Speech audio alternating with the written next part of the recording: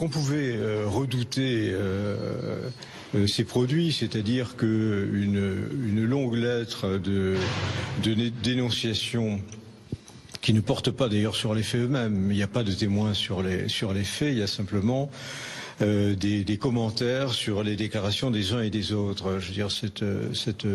cette affaire fonctionne comme un ragot récurrent, comme ça, où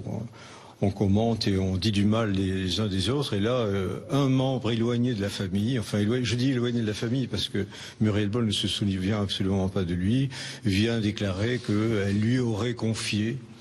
que ce qu'elle avait dit aux gendarmes était exact. C'est très troublant pour nous parce que depuis que l'affaire a été réveillée par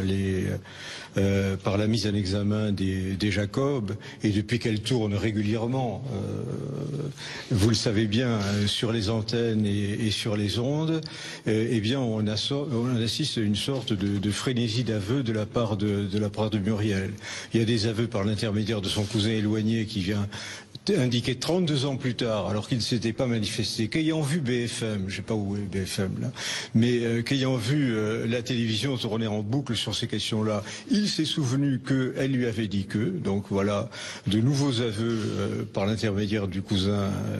de Muriel Boll, et on a des aveux de Muriel Boll qu'on a trouvé dans l'église de l'Épange, puisque là, vous savez qu'il y a un document qui est signé Muriel Boll dans lequel elle dit que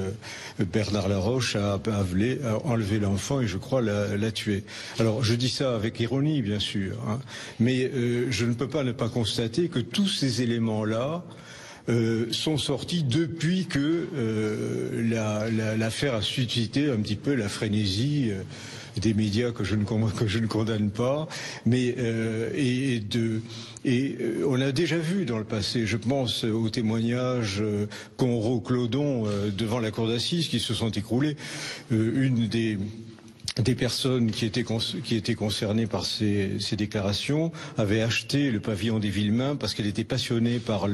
l'affaire Grégory et qu'elle rêvait de découvrir le coupable. À partir de là, elle a organisé des faux témoignages qui n'ont pas résisté à l'examen de la cour d'assises en novembre 1993. Mais la frénésie qui entoure ce dossier fait qu'on est en permanence confronté à de nouvelles apparitions, de nouvelles déclarations et que, je dirais, il y a une espèce de d'aimantation des esprits fragiles,